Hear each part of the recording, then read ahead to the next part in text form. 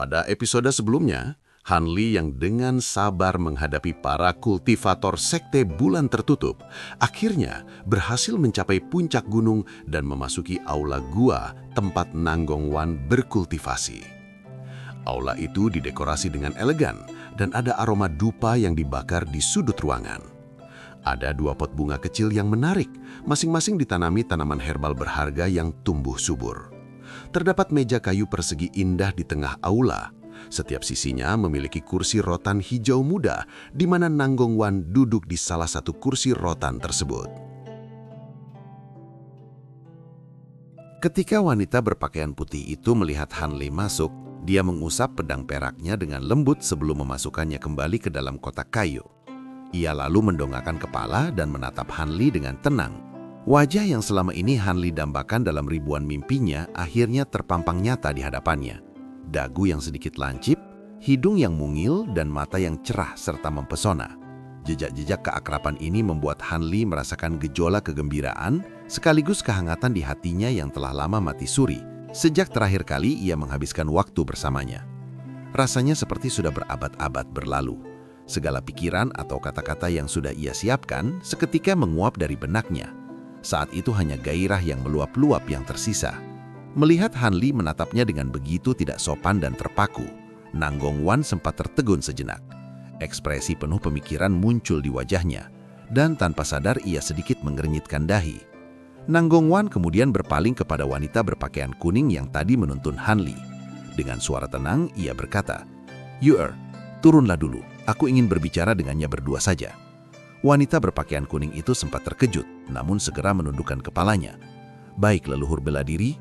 Ia kemudian meninggalkan aula dengan tenang. Hingga sosoknya menghilang dari pandangan, Hanli menunggu dengan sabar sampai wanita itu benar-benar pergi. Lalu ia memindai sekitar dengan indera spiritualnya. Setelah memastikan tidak ada orang lain, ia menatap Nanggong Wan dan membentuk segel tangan. Terdengar serangkaian bunyi gemeretak dari tulangnya, tubuhnya tiba-tiba tumbuh beberapa inci, dan sebuah kilatan cahaya biru mengungkap wajah aslinya. Jadi dia benar-benar Hanli, ujar Nanggong Wan dalam hati. Ekspresi rumit muncul di wajah Nanggong Wan. Tidak ada jejak keterkejutan di sana, hanya sebuah desahan pelan yang penuh makna. Hanli yang mendadak bingung harus memanggilnya apa, mulai gagap, sebelum akhirnya berkata dengan kikuk, Kau sudah tahu aku akan datang?" Begitu kata-kata itu keluar, Hanli merasa menyesal dan kesal pada dirinya sendiri, karena terdengar begitu bodoh. "Kau panggil saja aku Wan-er." Reaksi kikuk Hanli justru membuat kerutan di dahi Nanggong Wan menghilang. Ia tersenyum tipis, memamerkan binar matanya yang mampu memikat siapapun. Hanli merasa sangat gembira. Kegelisahan yang selama ini mengganjal di hatinya seketika sirna. Wanita ini benar-benar masih menyimpan perasaan padanya. Jika tidak, ia tak mungkin menunjukkan ekspresi selembut itu. Untuk sesaat, Hanli kembali menatapnya dengan penuh keagungan. Pipi Nanggong Wan merona merah. Ia memalingkan wajah dan berkata dengan nada datar, "Apa bagusnya melihatku? Apa aku jauh lebih cantik daripada selir barumu itu?" Mendengar nada bicara yang tidak senang itu, Hanli tersentak kaget. "Selir? Jadi kau sudah tahu soal itu juga?"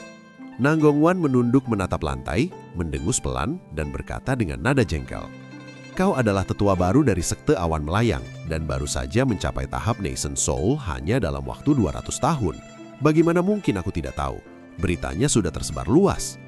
Tak lama kemudian, Hanli teringat sesuatu. "Apakah kultivator bermarga Tang itu yang memberitahumu?"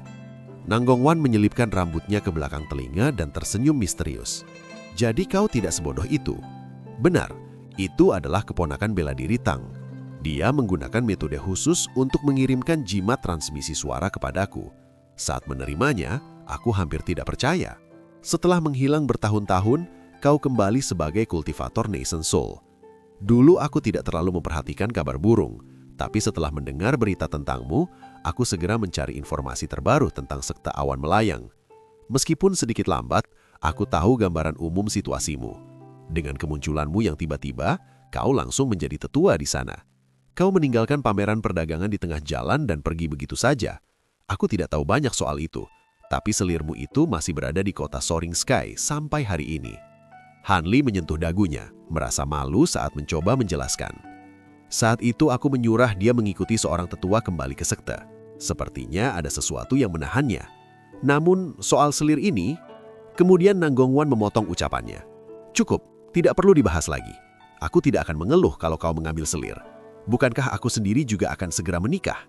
Ekspresinya tiba-tiba berubah sedih dan tampak sangat rapuh. Wajah Harley berubah drastis.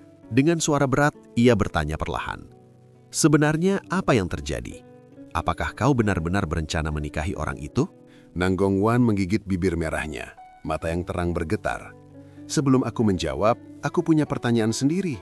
Mengapa kau datang? Apa kau ingin aku membatalkan pernikahan ini, atau kau ingin membawaku? Dengan tekad yang bulat dan tidak tergoyahkan, Hanli segera menjawab. Tentu saja untuk membawamu. Aku ingin kau menjadi istriku. Siapapun yang berani mencoba merenggut orang yang aku cintai, mereka harus melangkahiku terlebih dahulu. Itu mimpi yang cukup indah, tapi kapan aku pernah setuju menjadi istrimu? Nanggongwan tersipu dan menegurnya dengan gaya yang menggemaskan. Hanli hanya tersenyum diam. Karena ia masih awam dalam urusan asmara seperti ini, ia merasa lebih baik tidak mendebat itu lebih jauh. Segera, rasa malu Nanggongwan menghilang. Ia berkata dengan wajah tanpa ekspresi.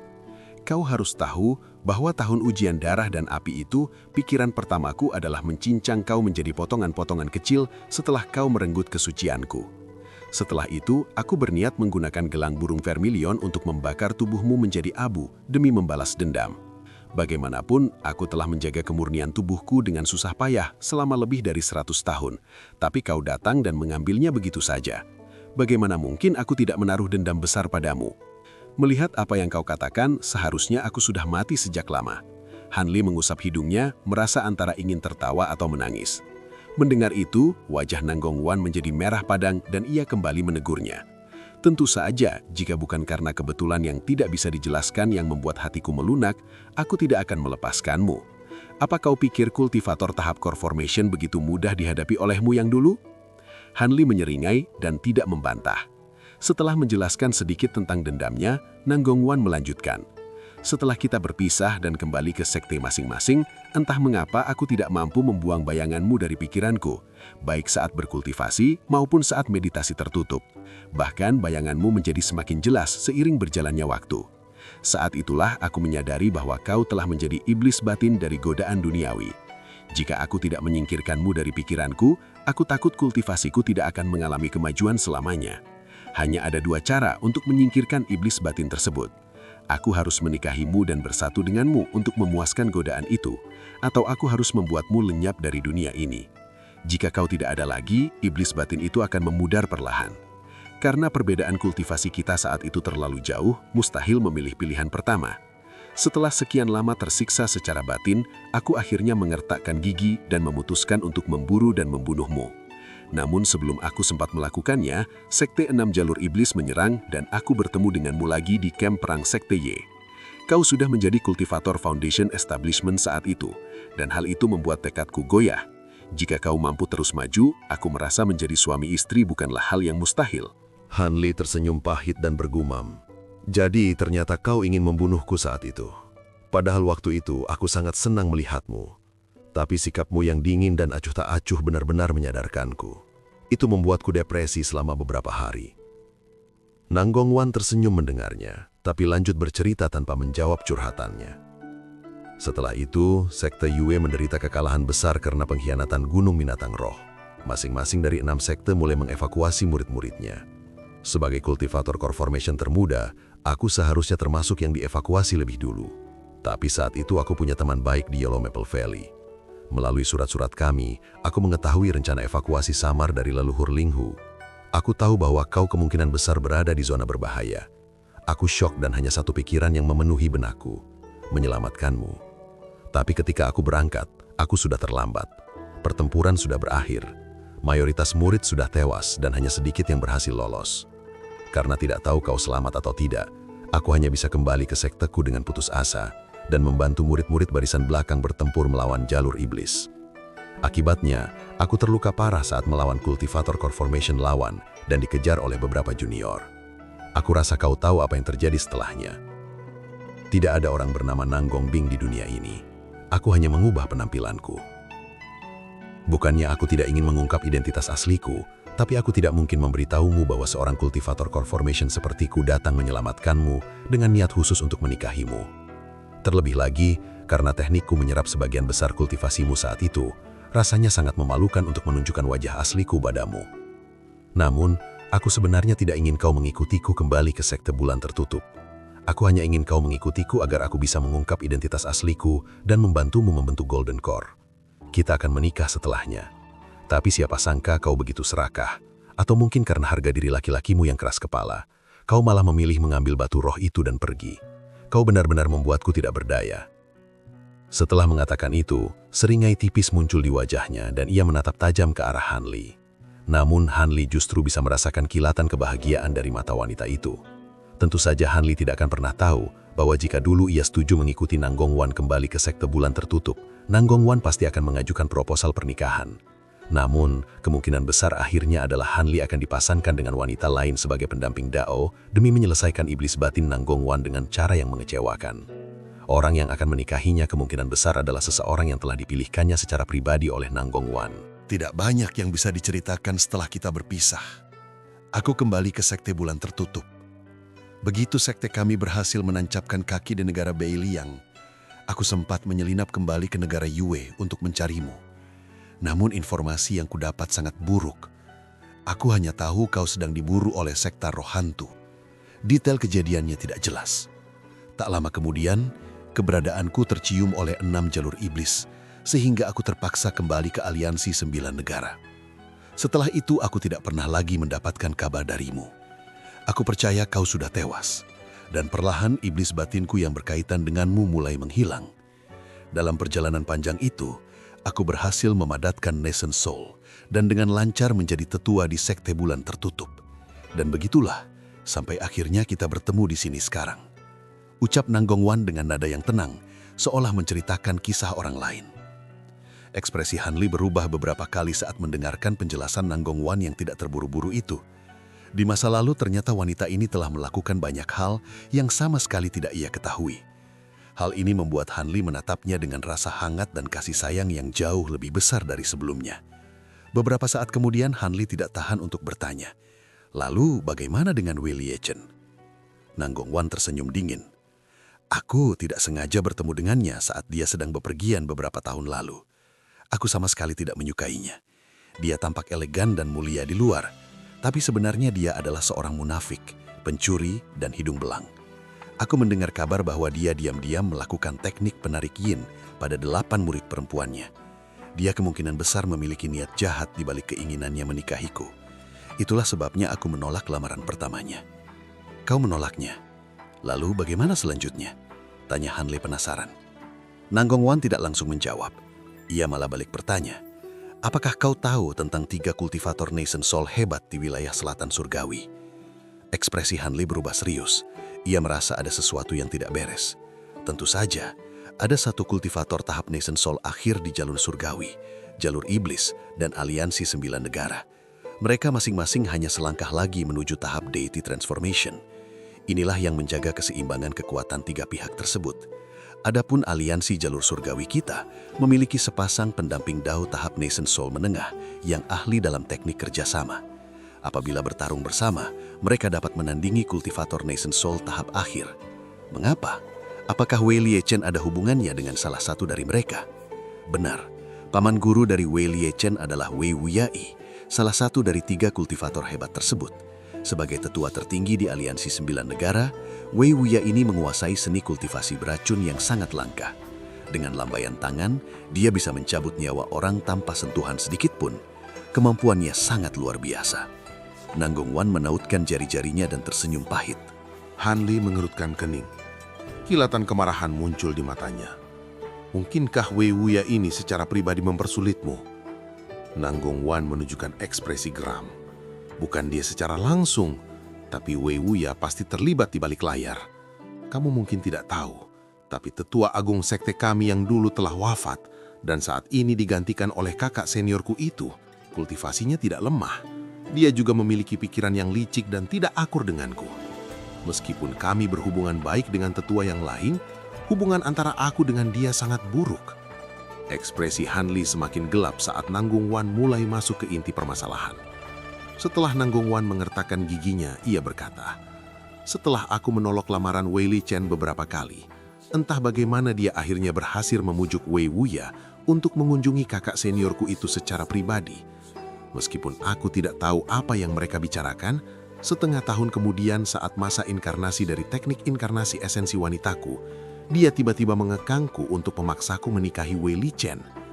Setelah terdiam karena terkejut, Han Li tidak tahan untuk bertanya, "Lalu apakah kakak seniormu itu sudah gila menggunakan metode seperti itu terhadap sesama kultivator dari sekte yang sama?" Nanggong Wan mencibir dan berkata dengan nada mengejek, "Bukankah itu kenyataannya? Aku tidak menyangka dia akan segila itu." Namun tampaknya tawaran dari Wei Wuya benar-benar sulit ditolak. Aku kemudian mengetahui bahwa selama sekte bulan tertutup menyetujui pernikahan ini, tidak hanya 6 sekte diizinkan berekspansi keluar dari negara Beliang, tapi Wei Li Chen juga bersedia meninggalkan sekte pikiran mengarir setelah menikahiku untuk bergabung dengan sekte bulan tertutup. Demi 2 keuntungan besar dengan hanya mengorbankanku, dia bertindak tanpa meragu-ragukan. Tanpa mempedulikan keinginanku, dia menyebarkan berita bahwa aku akan menikahi Wei Li Chen dan menyiapkan perayaan besar, berharap bisa memaksa keadaan ini sebelum ada yang bisa mengubahnya. Jika aku ingin membatalkannya nanti, aku tidak akan punya cara untuk melakukannya, karena nama baik sudah dipertaruhkan. Setelah mendengarnya, Han Li berkata dengan lega, "Jadi ternyata kau tidak setuju dengan perjodohan ini. Perkataanmu yang sengaja ingin menikah tadi benar-benar mengejutkanku." Nanggong Wan menatap Han Li dan berkata dengan nada jengkel, "Aku masih punya sesuatu yang ingin kutanyakan padamu. Bahkan setelah mencapai tahap Nascent Soul selama bertahun-tahun, mengapa kau tidak mencariku lebih cepat? Jika kau datang setahun lebih awal, masalah merepotkan ini bisa dihindari." Bukannya aku tidak ingin menemuimu, tapi Han Li mencoba memberi penjelasan. Namun setelah dipikir-pikir, ia juga merasa hal ini memang aneh. Meskipun Han Li merasa Nanggong Wan adalah seseorang yang sangat ia hargai, entah mengapa sebelumnya ia tidak pernah berani mengungkapkan perasaannya. Jika bukan karena berita pernikahan mendadak Nanggong Wan, ia takut dirinya mungkin masih akan ragu-ragu mengungkapkan perasaannya secara langsung. Saat ekspresi Han Li tetap tenang, Nanggong Wan berdiri dengan anggun dan melangkah mendekatinya. Ia menatap langsung ke mata Han Li dan berkata, "Sebenarnya situasiku hampir sama denganmu. Meskipun pengalaman dan kemampuan kita jauh melampaui manusia biasa, kita tetap merasa takut dan asing terhadap pengalaman pertama kita dalam emosi. Bahkan jika kita memiliki kesan mendalam satu sama lain, kita bukanlah pasangan manusia biasa. Kita tidak bisa melepaskan semua gairah kita dalam sekejap dan membiarkan emosi kita berkobar seperti bintang. Demi sikap optimal dalam berkultivasi, para kultivator tidak punya pilihan selain mengesampingkan emosi dan mengubur sebagian besarnya. Yang tersisa hanyalah hubungan yang biasa dan datar, namun bertahan lama. Tapi ketika aku mendengar kau masih hidup, aku merasa sangat bahagia dan menghabiskan 2 hari untuk pertimbangan matang, sebelum akhirnya memutuskan untuk menerimamu sesuai dengan perasaanku." Setelah mengatakannya dengan nada lembut, Nanggong Wan mengulurkan tangannya yang lamping dan menggenggam telapak tangan Han Li.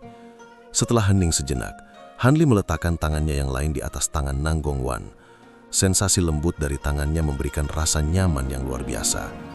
Pipi Nanggong Wan merah merona dan ia segera menarik tangannya, menatap Han Li dengan malu-malu. Han Li tidak keberatan dan hanya tersenyum. "Wan Er, meskipun kau terjebak di sini, melihat betapa tenangnya dirimu, kau pasti punya rencana untuk melarikan diri.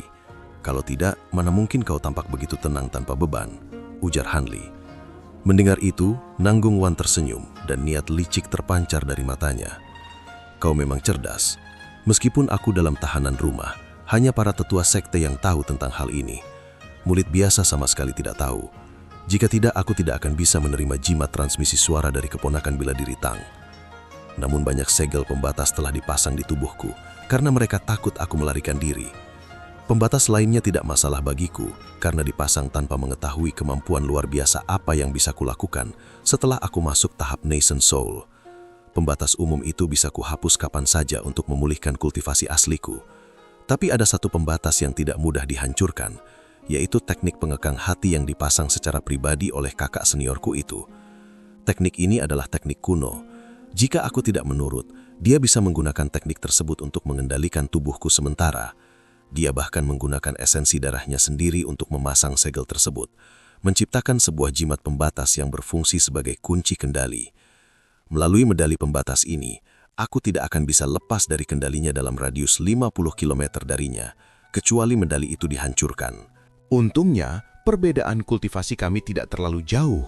Jadi dia hanya bisa mengendalikanku untuk melakukan beberapa gerakan sederhana.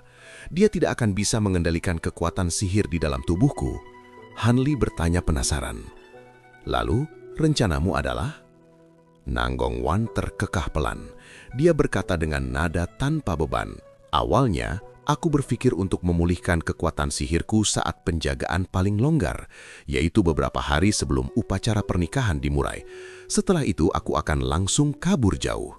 Selama aku berada di luar jangkauan jimat pembatas itu, dia tidak bisa mengendalikanku. Tapi karena kau sudah di sini sekarang, aku akan menyerahkan masalah ini padamu. Bagaimanapun, kau adalah pria yang ingin menikahiku. Dari apa yang kudengar, kau bisa dengan mudah mengalahkan kultivator tingkat yang sama. Kau pasti sangat hebat. Hanli mengernyitkan dahi dan bergumam. Teknik pengekang hati. Pembatas itu memang merepotkan. Apakah ada metode lain untuk menghilangkannya selain menghancurkan plakat itu? Mata cerah Nanggong Wan berkilap dan dia berkata dengan santai. Kalaupun tidak ada, biarkan saja. Apalagi kita akan pergi jauh dari sekte bulan tertutup nantinya. Mata Hanli menyipit dan kilatan dingin muncul dari matanya. Dia berkata dengan penuh wibawa. Tidak apa-apa, bukankah itu hanya sebuah jimat pembatas? Pasti itu ada di tangan kakak seniormu. Aku bisa pergi mengambilnya sendiri, sekalian aku bisa melampiaskan kemarahanmu. Nanggong Wan menengadahkan kepalanya dan tersenyum simpul menunjukkan sedikit sifat nakal. Aku hanya mengatakannya untuk menguji niatmu. Aku benar-benar tidak berniat menyuruhmu pergi mengambil jimat pembatas itu. Kakak seniorku adalah kultivator Nasen Soul tahap menengah dan memiliki kemampuan jauh di atas kita yang masih tahap awal. Lebih baik kita menyergapnya secara diam-diam. Paling buruk, aku hanya butuh 10 tahun lagi untuk mengikis formasi itu sendiri. Hanli terdiam. Waktu baginya untuk bersatu dengan wanita luar biasa ini sebentar lagi tiba. Hanli tersenyum dan berkata dengan penuh percaya diri. Tidak masalah, mari kita lihat dulu bagaimana hasilnya. Jika rencana ini tidak berjalan mulus, kita selalu bisa melarikan diri. Dengan kehadiranku di sini, aku mampu membawamu keluar dari sini, terlepas dari keterbatasan fisikmu saat ini. Setelah mengamati keteguhan hati Hanli selama beberapa saat, Nanggong Wan sepertinya mengerti bahwa tidak ada gunanya mencoba mengubah pikiran pria itu. Ia menggigit bibirnya pelan dan berkata, "Baiklah, baiklah. Meskipun aku belum tahu seberapa luas kemampuanmu yang sekarang, kau seharusnya cukup terampil mengingat kepercayaan dirimu yang tinggi. Tapi kau tidak perlu berinisiatif mencarinya. Kediaman kakak seniorku dipenuhi dengan berbagai batasan dan jebakan, jadi lebih baik aku yang memancingnya ke sini saja. Setelah dia masuk, kita bisa memanfaatkan batasan-batasan di sini untuk menangkapnya saat dia lengah." Setelah berpikir sejenak, Hanli tersenyum dan berkata, "Metode itu memang lebih dapat diandalkan. Namun, apakah kamu masih bisa menggunakan batasan di sini? Saat aku tiba tadi, tampaknya batasan pelindungnya telah dihancurkan." Nanggong Wan dengan cepat menjawab, "Jangan khawatir. Meskipun beberapa batasan di permukaan telah dihancurkan oleh kakak senior, masih ada satu batasan tersembunyi yang sangat tangguh yang belum dia temukan. Batasan itu masih bisa digunakan sepenuhnya." Hanli mengusap dagunya dan berkata, "Bagus, karena kita bisa menggunakan itu. Aku juga akan mengeluarkan beberapa set alat formasi mantra milikku. Meskipun mungkin tidak cukup kuat untuk membunuh seorang Nasen Soul, setelah ditempatkan, alat-alat ini akan mampu memberikan hambatan yang cukup berarti." Mendengar dukungan Hanli, Nanggong Wan menjadi lebih percaya diri. "Kau punya bendera formasi? Itu jauh lebih baik. Kita tidak boleh menunda lagi. Aku butuh waktu setengah hari untuk menghilangkan batasan pada tubuhku dan memulihkan kekuatan sihirku. Selama waktu itu, kau harus mulai meletakkan formasi mantranya." Hanli sempat bertanya dengan nada bingung, "Jika kita berhasil menahan kakak seniormu, bukankah kau bisa mengambil alih kendali sekte bulan tertutup? Dengan begitu, kita tidak perlu melarikan diri." Nanggong Wan tertegun sesaat sebelum akhirnya menggelengkan kepalanya. "Itu tidak mungkin. Selain kakak senior, masih ada satu kultivator Nasen Soul lainnya di sekte ini. Meskipun hubunganku dengannya baik, dia tentu tidak akan membiarkanku mengambil gelar tetua agung secara tidak sah. Lagi pula aku tidak menginginkan perebutan kekuasaan. Aku hanya ingin tempat yang damai, di mana aku dapat berkultivasi dengan tenang. Hanli mengangguk paham dan tersenyum dingin. Jika memang begitu, biarkan saja. Jika rencana ini berhasil, kau bisa ikut denganku kembali ke Sekte Awan Melayang. Sekalipun aliansi 9 negara sangat kuat, dan Wei Wuya sangat menyayangi Wei Li Chen, dia tidak akan berani dengan gegabah menyinggung aliansi Dao Surgawi, terutama saat ada 2 kultivator Nascent Soul yang bersatu di tengah ancaman invasi para penyihir Mulan. Tak lama kemudian, Hanli menepuk kantung penyimpanan di pinggangnya. Dengan gerakan tangan yang cepat, ia mengeluarkan setumpuk bendera formasi dan lempengan formasi kuno. Melihat hal ini, Nanggong Wan tersenyum tipis dan duduk kembali. Dengan mata terpejam, ia membentuk segel mantra yang aneh dengan tangannya. Sesaat kemudian, pakaian putih bersihnya mulai memancarkan api merah menyala. Api itu membumbung setinggi 1 meter dan menyelimuti tubuh Nanggong Wan. Hanli segera bergerak. Tubuhnya tampak kabur saat ia bergerak cepat mengelilingi aula, menempatkan bendera dan lempengan formasi di berbagai sudut tersembunyi. Cahaya berbagai warna sempat bersinar redup sebelum akhirnya tenggelam jauh ke dalam lantai aula dan menghilang dari pandangan. Menyusun formasi ini tidak memakan waktu lama, tetapi agar kekuatan yang maksimal, Hanli memfokuskan jangkauan mantra hanya di area aula ini saja. Selain itu, ia memasangnya sedemikian rupa sehingga tetap tersembunyi kecuali dicari dengan sangat teliti. Bendera dan lempengan formasi ini sebenarnya adalah barang-barang yang Hanli murnikan saat ia masih di tahap core formation. Kekuatannya mungkin kurang untuk menghadapi kultivator Nascent Soul, jadi Hanli tidak menaruh harapan besar pada alat-alat ini. Selesai, ia bergumam pelan, dan tiba-tiba mengibaskan lengan bajunya. Seberkas cahaya putih melesat keluar, berputar di sekelilingnya sebelum mendarat di depannya, menampakkan sosok rubah putih kecil yang lucu.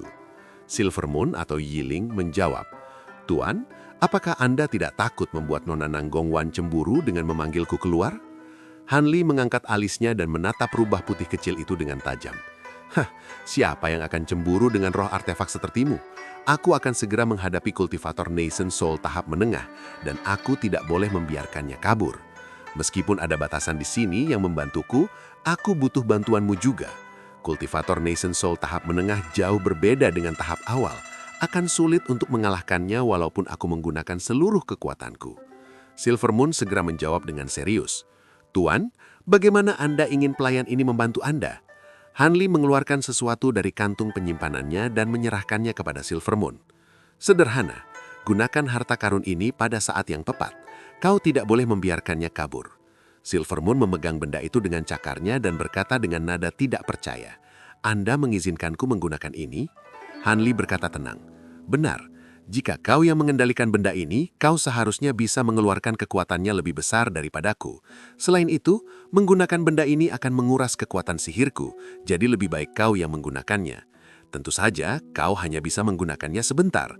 Bagaimanapun, roh artefak tidak bisa mengendalikan harta karun lain dalam jangka waktu lama." Silvermoon menundukkan kepalanya dan berkata dengan sedikit lesu. Silvermoon mengerti.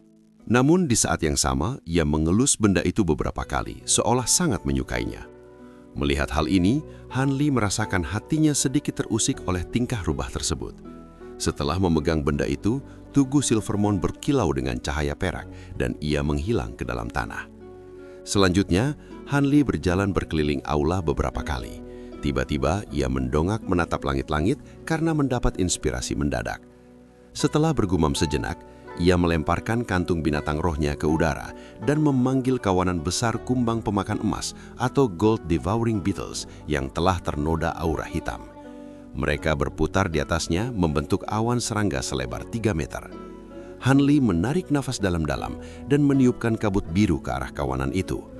Dengan tangan membentuk segel mantra, ia merapalkan mantra dengan suara rendah. Awan serangga itu mendengung sesaat sebelum berubah menjadi bintik-bintik seperti cahaya bintang. Bintik cahaya itu melayang ke langit-langit dan menghilang dengan kilatan cahaya biru, benar-benar menyembunyikan aura mereka. Hanli menyempitkan matanya dan menatap langit-langit sejenak. Setelah tidak merasakan aura yang mencurigakan, ia mengangguk puas. Setelah semua persiapan selesai, Hanli mengalihkan pandangannya ke Nanggong Wan. Saat itu, api di tubuh wanita itu bergerak-gerak dan bergeser hingga membentuk cakra merah bulat yang berdenyut dengan cahaya aneh. Perubahan api tersebut mempengaruhi chi spiritual di dalam aula, membuatnya menjadi tidak stabil. Hanli mengernyit melihat hal itu. Setelah berpikir sejenak, ia memukul pilar batu terdekat dengan segel mantra, menyebabkan lapisan pelindung biru tiba-tiba muncul dengan Nanggong Wan sebagai pusatnya. Segera, chi spiritual di aula kembali normal. Melihat ini, Hanli tersenyum dan merentangkan tangannya memanggil sebuah kursi jerami ke dalam genggamannya. Ia kemudian duduk dengan santai di seberang Nanggong Wan dan menatapnya dalam diam. Dengan kesempatan bagus untuk menatap wajahnya yang menawan, ia tentu ingin memandangi wanita yang telah ia dambakan selama bertahun-tahun. Tak lama kemudian, Hanli seolah terpesona dan ekspresinya menjadi rileks. Namun, tiba-tiba, sosok Hanli menghilang tanpa peringatan. Seorang wanita yang diam-diam mengintai dari luar aula merasa terkejut dengan hilangnya Hanli. Sambil mengumpat dalam hati, ia segera mencoba melarikan diri. Namun ia terlalu lambat, karena suara tenang Hanli sudah terdengar dari belakangnya. "Mengapa kau memata-matai kami? Apa kau tidak takut leluhur bela dirimu akan menghukummu?" Tanpa berani menoleh, wanita itu terbata-bata. Aku tidak memata-matai. Hanya saja leluhur bela diri belum keluar setelah sekian lama, jadi aku merasa khawatir." Dia adalah wanita berjubah kuning yang tadi menuntun Hanli masuk. Saat itu ia sudah merasakan tekanan besar muncul di belakangnya, memaksanya memberikan penjelasan dengan penuh ketakutan. Dengan tangan di belakang punggungnya, Hanli menatap wanita muda itu tanpa emosi dan berkata, "Oh, benarkah? Jika kau hanya ingin melihat, mengapa kau menyembunyikan dirimu dengan begitu rapat? Kau bahkan menggunakan jimat tingkat tinggi yang langka, seperti jimat penyembunyi ruh. Bagaimana mungkin seorang kultivator tahap foundation establishment sepertimu bisa mendapatkan barang seperti itu?" Melihat kepanikan gadis muda itu, Hanli berkata dingin, "Tidak perlu penjelasan lebih lanjut, kau akan patuh mengikutiku kembali. Setelah leluhur bela dirimu selesai, dia akan memutuskan bagaimana menangani dirimu." Sebelum wanita berjubah kuning itu mendengar hal ini, dia menjadi sangat ketakutan dan langsung meremas jimat di tangan satunya. Tubuhnya berpendar dengan cahaya kuning dan ia melesat menyusuri koridor dalam upaya nekat untuk melarikan diri. Hanli menatapnya dengan dingin, tetapi tidak bergerak untuk mengejarnya. Setelah wanita itu berlari sekitar 30 meter, dinding di dekatnya tiba-tiba menyemburkan kabut merah muda yang langsung menyelimutinya. Cahaya yang mengelilingi tubuh wanita muda itu memudar dan tubuhnya bergoyang beberapa kali sebelum akhirnya jatuh pingsan ke tanah. Dalam sekejap cahaya kuning, Silvermon menungkil dari dinding dan dengan anggun mengibaikan ekornya beberapa kali sambil berjalan menghampiri wanita muda itu sambil tersenyum penuh kemenangan.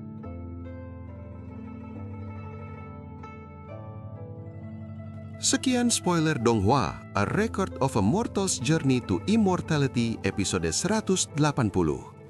Terima kasih banyak sudah menonton video ini sampai akhir. Fellow Taoist, perjalanan menuju puncak langit masih panjang. Jangan sampai tertinggal di dunia fana.